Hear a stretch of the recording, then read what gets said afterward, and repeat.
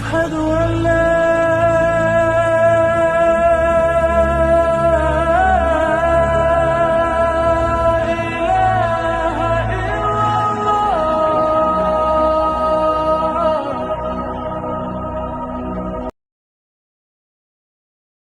اللہ کے ناراض ہونے کی نشانیاں کیا ہیں؟ بندہ کیسے پتا کرے کہ اس کا رب اب اس سے راضی ہے یا ناراض ہے؟ یہ بہت اہم چیز ہے میرے عزیزوں۔ اللہ کریم بندوں سے راضی ہے یا ناراض ہے، یہ کیسے پتا چلتا ہے؟ اس کی کچھ نشانیاں بزرگوں نے فرمائی، حتیٰ کہ حدیث پاک میں بھی ملتی ہیں۔ رسول کریم صلی اللہ علیہ وسلم سے بھی پوچھا گیا، اور پھر مولا علی کرم اللہ وجہہ الکریم کے اقوال بھی ہیں۔ آج ہمیں ان چیزوں کی طرف خاص نظر کرنے کی ضرورت ہے۔ اگر وہ چیزیں پتہ چل جائے تو ہو سکتا ہے انسان اپنے آپ کی اصلاح کر لے اور اس میدان سے نکل آئے، کیونکہ غفلت میں کبھی ایسا ہوتا ہے کہ اسے لگ رہا ہے میں جو چل رہا ہوں صحیح چل رہا ہوں، سب تو ٹھیک ٹھاک ہے، لیکن بسا اوقات ایسا ہوتا ہے کہ وہ اتنے غلط راستے پر ہے کہ رب تعالیٰ کی ناراضگی اس کے ساتھ ہے۔ حدیث پاک میں اگر پوچھا گیا تو حدیث میں ایک لفظ سب سے زیادہ ہے، کئی حدیثیں ہیں۔ ابن ابی دنیا میں یہ حدیث منقول ہے، حضور پاک صلی اللہ علیہ وسلم نے فرمایا اللہ کے ناراض ہونے کی سب سے بڑی نشانی یہ ہے کہ جب تم میں سے سب سے برے لوگوں کو تم پر وہ حاکم بنا دے تو سمجھ لو کہ اللہ قوم سے ناراض ہے۔ برے لوگ، آج تو یہ تو لوگوں میں زبان زد ہو گیا ہے جملہ کہ حاکم جو ہوتے ہیں وہ گنڈے ہوتے ہیں، موالی ہوتے ہیں، جو سیاست میں جاتے حکومت کرتے ہیں وہ سب کے سب چھٹے ہوئے بدماشوں میں سے آتے ہیں۔ ایک طرح سے لوگوں میں ایک بات مشہور ہے، اور اس کو تو اب نارملی لیا جا رہا ہے۔ کوئی اچھا آدمی جاتا بھی ہے تو اس کو پوچھا جاتا ہے تجھے کیا ہو گیا کہ تو اس میدان میں آ گیا؟ حالانکہ یہ میدان اتنا بدنام ہوا ہے تو اس کو آپ نارملی نہ لیں، بلکہ رسول پاک صلی اللہ علیہ وسلم فرماتے ہیں اللہ کے ناراض ہونے کی یہ نشانی ہے۔ اور دوسری نشانی فرمایا کہ جب اللہ کریم ناراض ہوتا ہے تو بارشوں کو روک لیتا ہے، بے موسم بارش آنے لگتی ہے۔ اگر بغیر موسم کے الگ الگ انداز سے بارشیں آنے لگ جائیں تو سمجھ لو کہ رب تبارک و تعالیٰ کی غضب کی نشانی ہے اور اس کی ناراضگی کی نشانی ہے۔ پھر تیسری چیز اسی حدیث میں یہ فرمایا گیا کہ رب تبارک و تعالیٰ لوگوں کے رزق سے برکت ختم کر دیتا ہے، اس کی ناراضگی کی یہ نشانی ہے۔ اب برکت ختم ہونے کے طریقے بہت سارے ہیں، اب اس کو میں آپ کو بتاتا ہوں، لیکن مجھے جو بات بہت اہم لگی اور دل پر لگی، مولا علی کرم اللہ وجہہ الکریم ایک بار بیٹھے ہوئے تھے، تسبیح پڑھ رہے تھے، ایک شخص آیا اور بہت بپھرا ہوا تھا، پریشان حال تھا، دروازہ کھٹکھٹایا، اندر آیا، مولا علی کرم اللہ وجہہ الکریم نے پوچھا کیا بات ہے، کیوں اتنا پریشان ہے؟ کہا کہ میں لٹ گیا، اتنا برباد ہو گیا ہوں، میں کیا کروں، مجھے کچھ سمجھ میں نہیں آتا۔ یہ کئی لوگوں کی زندگی میں چلتی ہوئی بات میں آپ کے سامنے رکھ رہا ہوں۔ آج سے 14 صدی پہلے یہی سیم مسئلہ لے کر کے آیا جو آج بہتوں کے ساتھ یہ چل رہا ہے۔ پوچھا آپ نے کیا ہوا ہے؟ کہا اچھا خاصا میرا بزنس چلتا تھا، اچانک رک گیا، اچھی خاصی تجارت تھی، مال بہت آتا تھا، سب اچانک بند ہو گیا۔ اب تو پوزیشن یہ، حال یہ ہے کہ جس چیز میں ہاتھ لگاتا ہوں نقصان ہی ہوتا ہے۔ اور اس نے یہ بھی کہا کہ اگر میں سونے کو بھی ہاتھ لگاؤں تو ایسا لگتا ہے مٹی بن جائے گی، ساری چیزیں ختم ہو گئی ہیں۔ وہ رویا جا رہا تھا اور کہا کہ مجھے اس کا سبب نہیں پتا ہے، کیا ہو رہا ہے کیا نہیں ہے۔ مولا علی کرم اللہ وجہہ الکریم نے ایک ہی چیز فرمایا، کہا کہ میں تیری سبب کو پہچان لیا، یہ جو چیزیں ہو رہی ہیں تیرے ساتھ میں تیرے سبب کو پہچان لیا۔ کہا کیا ہے؟ کہا کہ رب تبارک و تعالیٰ تجھ سے ناراض ہے ان گناہوں کی وجہ سے جو تو جان بوجھ کر کنٹینیو کرتا ہے، روزانہ جاری رکھا ہوا ہے۔ میرے عزیزوں، لوگوں کے ہاں آج یہ سب چیزیں ہیں، لیکن وہ اس چیز کی طرف نہیں آتے کہ کون سے گناہ ان کے ساتھ چل رہے ہیں۔ جب بندہ گناہوں پر مصر ہو جاتا ہے، اصرار کا مطلب کنٹینیو کر رہا ہے، تو یہ نشانی ہے. خاص طور پر مولا علی کرم اللہ وجہہ الکریم نے فرمایا کہ اس کا رب اس سے ناراض ہے. اللہ ناراض ہے, اس کو توبہ کی توفیق نہیں مل رہی ہے, اس کو باز آنے کا موقع نہیں مل رہا ہے. اس نے پوچھا کہ میں کیسے پتہ کروں کہ کون سے گناہ چل رہے ہیں اور کن گناہوں کی وجہ سے میرے رزق کی برکت ختم ہو رہی ہے. حضرت مولا علی کرم اللہ وجہہ الکریم نے فرمایا کہ تجھے پتہ ہے, احساس کرنا ہوگا, احتساب کرنا ہوگا. کچھ چیزیں ایسی ہیں جن کو تو روز کر رہا ہے. اگر فجر کی نماز کے لیے نہیں اٹھتا ہے, نماز نہیں ہوتی ہے تیری, تو یہ تو گناہ کبیرہ ہے. گناہ کبیرہ ہے, یہ زنا سے بڑھ کر کے گناہ ہے نماز کا ترک کرنا. تو یہ اگر تیری زندگی میں کنٹینیو جاری ہے تو گویا کہ تو حرام پر حرام, کبیرہ پر کبیرہ کرتا ہوا اس قدر اصرار کرتا جا رہا ہے, تو تیرے رزق کی برکت کہاں رہے گی؟ ختم ہو جائے گی. تیرے دل کے اندر اللہ تعالیٰ نے سختی پیدا کر دی.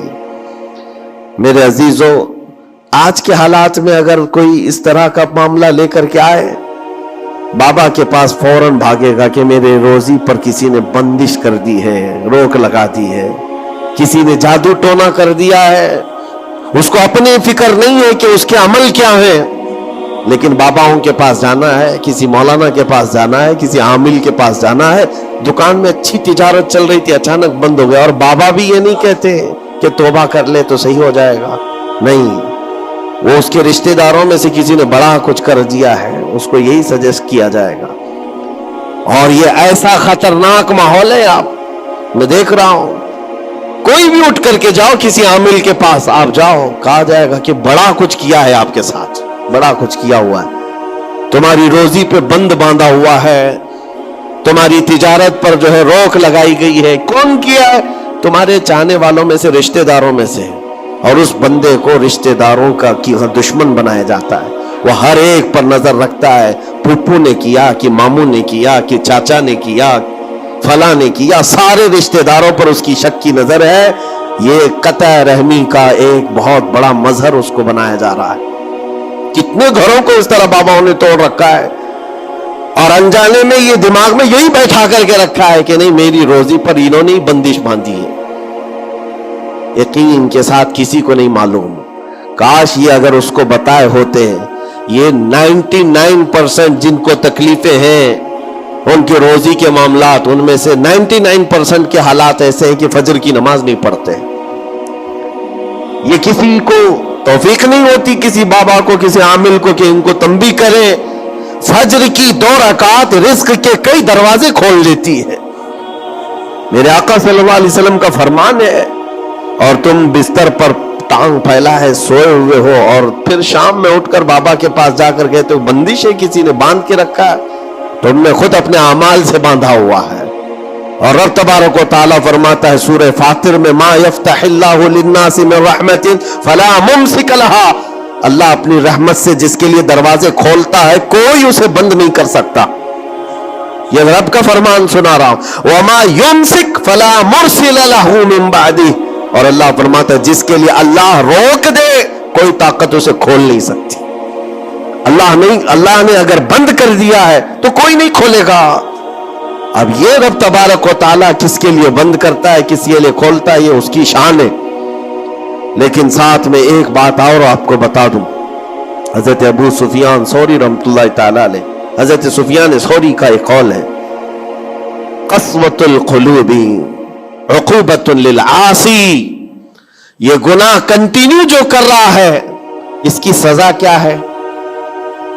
یہ اللہ تبارک و تعالیٰ کے ناراضگی کی نشانی. سزا کیا ہے؟ کچھ لوگوں کو ایسا لگتا ہے مجھے کچھ نہیں ہو رہا ہے, میرا گھر بار سب صحیح ہے, ٹھیک ٹھاک ہے, تو فرمایا اس کی پہلی سزا تو یہ ہے عقوبۃ قسوۃ القلوب, یعنی جو کنٹینیو گناہ کرتا ہے رب تعالیٰ اس کا دل پتھر کی طرح بناتا ہے, سخت ہو جاتا ہے اس کا دل.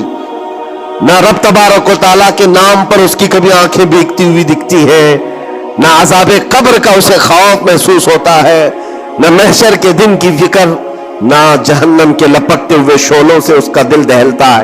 نہیں, دل سخت ہو گیا ہے. گناہوں پر جو بندہ کنٹینیو اصرار کرتا جاتا ہے اس کا دل سخت کر دیا جاتا ہے. یہ رب تبارک و تعالیٰ کے ناراض ہونے کی نشانی ہے، غضبناک ہونے کی نشانی ہے۔ اور ایک نشانی یہ فرمائی ہے، تابعین نے فرمایا کہ اگر بندے کو عبادت کرنے میں مزہ نہیں آتا تو سمجھ لو کہ رب تعالیٰ اس سے ناراض ہے، توفیق چھین لیا۔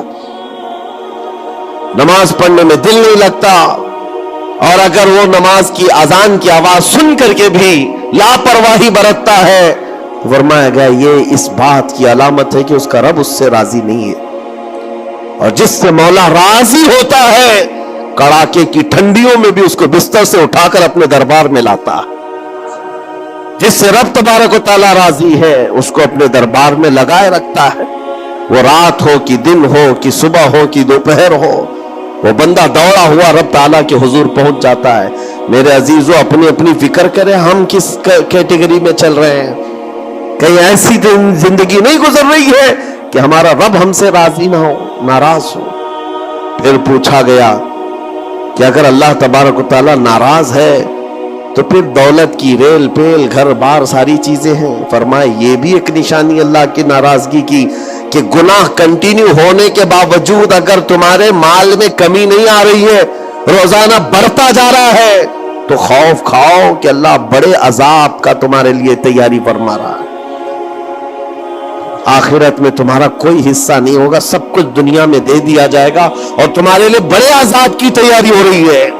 اگر گناہوں کی وجہ سے پکڑ نہیں ہوئی اور تمہارا مال اور یہ ساری چیزیں چل رہی ہیں، تو یہ اس بات کی علامت ہے کہ بڑے عذاب کی تیاری ہے۔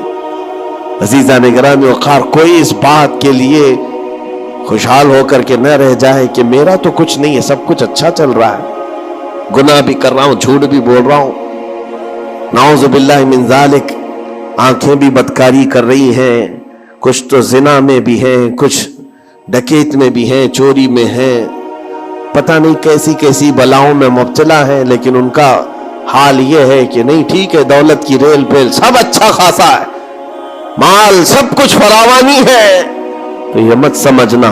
قرآن کہتا ہے وَلَا يَحْسَبَنَّ الَّذِينَ يَبْخَلُونَ بِمَا آتَاهُمُ اللَّهُ مِنْ فَضْلِهِ، ایک جگہ وَلَا يَحْسَبَنَّ الَّذِينَ كَفَرُوا أَنَّمَا نُمْلِي لَهُمْ خَيْرٌ لِأَنفُسِهِمْ إِنَّمَا نُمْلِي لَهُمْ لِيَزْدَادُوا إِثْمًا وَلَهُمْ عَذَابٌ مُهِينٌ۔ اللہ فرماتا ہے جو لوگ ہم سے دور ہو رہے ہیں وہ یہ مت سمجھیں کہ اللہ تعالیٰ کے بارگاہ میں وہ اچھا کر رہے ہیں، بلکہ رب تعالیٰ فرماتا ہے انما نملی لہم، ہم ان کو ڈھیل اس لیے دے رہے تاکہ وہ اور گناہ کر لیں، لیزدادوا اسما، اور گناہ کر لیں۔ پھر ایک دن اچانک دردناک ذلت والا عذاب ہوگا، ذلت والا عذاب ہوگا۔ قرآن پاک میں رب تعالیٰ فرماتا وَلَا تَكُونُوا كَالَّذِينَ نَسُوا اللَّهَ فَأَنسَاهُمْ أَنفُسَهُمْ، تم ان لوگوں کی طرح مت ہونا جو اللہ کو بھول گئے۔ جو عبادت سے دور ہوتا ہے یہ اللہ کے غضب کی نشانی ہے، اللہ اس سے ناراض ہے۔ اگر عبادات میں نہیں آ پا رہا ہے، نمازیں اس کی کمپلیٹ نہیں ہو رہی ہیں، تو اللہ ناراض ہے اس سے۔ اور قرآن میں رب تعالیٰ فرماتا ہے، یہ سورہ حشر کی آخری آیتوں میں سے ہے، مشہور آیت، وَلَا تَكُونُوا كَالَّذِينَ نَسُوا اللَّهَ، جو اللہ کو بھول گئے تھے ویسے مت بنو، ورنہ کیا ہوگا؟ رب فرماتا فَأَنسَاهُمْ أَنفُسَهُمْ، اللہ ان کو خود اپنے آپ کو بھلا دے گا، یعنی تمہیں ایسا بنا دیا جائے گا کہ تم کو خود یاد نہیں ہوگا تم کون ہو، بھول جاؤ گے۔ قیامت کے دن بھی ایسے بہت ہوں گے جن کو خود پتہ نہیں ہوگا کہ کیا تھے، بلکہ مرنے کے وقت بھی کئی لوگ اپنا نام تک بھول جاتے ہیں۔ ان سے پوچھا جائے، اسی لیے تو کلمہ پڑھنے کی تلقین کی جاتی ہے کہ آپ وہاں بیٹھ کر کے کلمہ پڑھتے رہو، ورنہ وہ بھولتا چلا جائے گا، بھولتا چلا جائے گا۔ ایسی کیفیت میں آتا ہے بندہ کہ وہ خود اپنے آپ کو بھول جاتا ہے۔ اور رب تعالیٰ فرماتا ہے کہ جن لوگوں نے اللہ کو بھلا دیا، اللہ ان کو بھلا دے گا خود کا، ان کی ذات ایسی بن جائے گی کہ وہ خود اپنے آپ کو بھول چکے ہوں گے۔ عزیزان گرامی وقار، جو نشانیاں بتائی گئی ہیں ان کو چن چن کر کے دیکھو، کہیں میری زندگی میں آ تو نہیں گئی ہے۔ دل کا سخت ہونا یہ بہت بڑی علامت ہے، اور دل سخت ہے یہ کیسے پتا چلے؟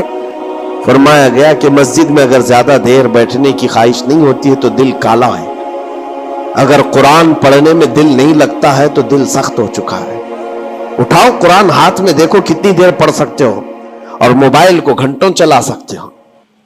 موبائل کی اسکرین پر تم آنکھیں جمائے بیٹھے رہتے ہو، جبکہ اسی موبائل میں قرآن بھی ہے لیکن وہ کھلتا نہیں.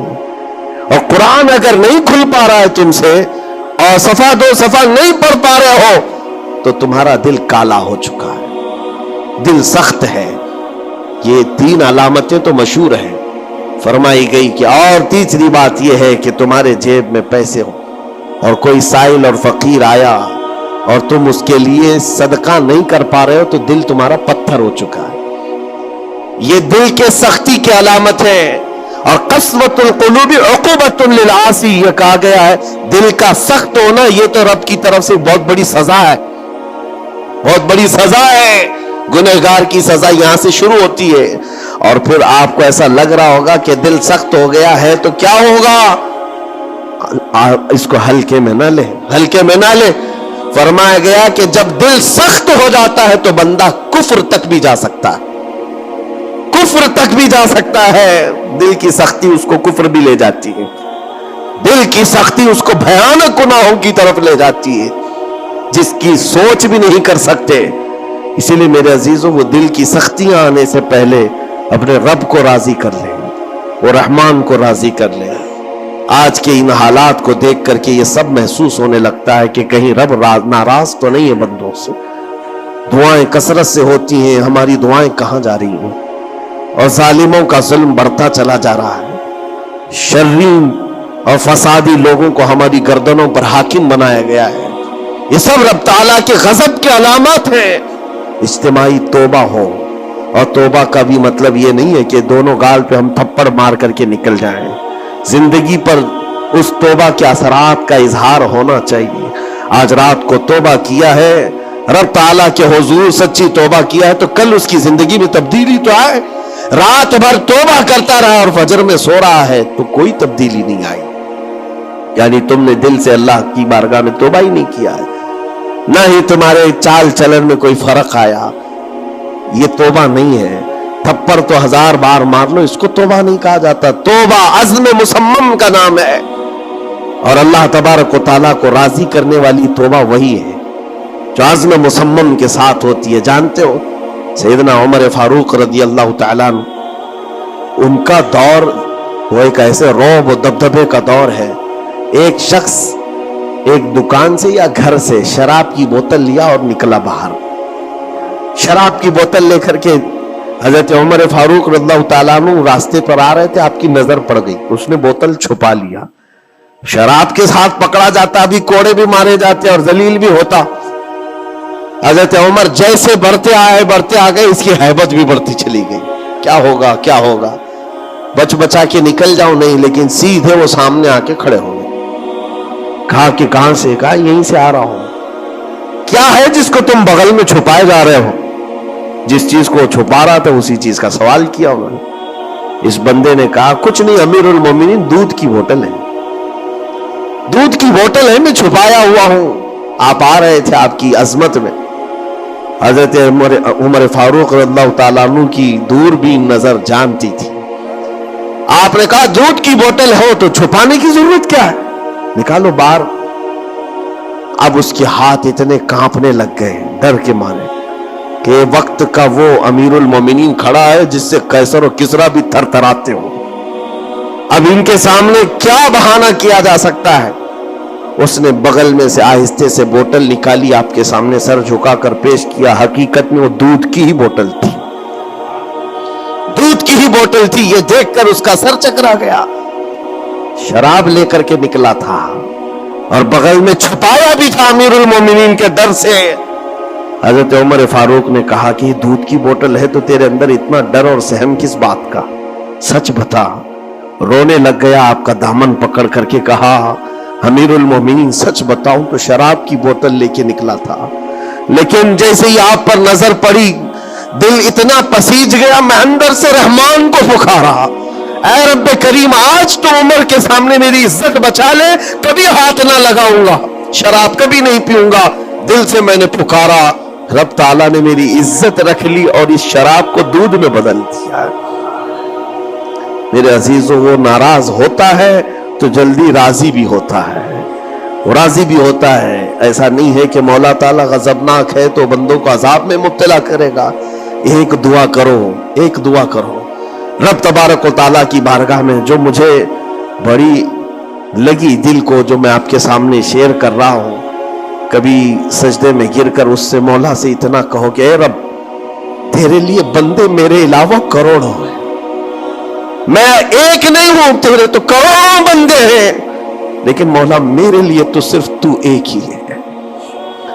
میرے لیے تو صرف ایک ہی ہے جس کے سامنے جھک کر میں مانگ سکتا ہوں. تجھ سے جو منہ چھپاؤں تو کروں کس کے سامنے.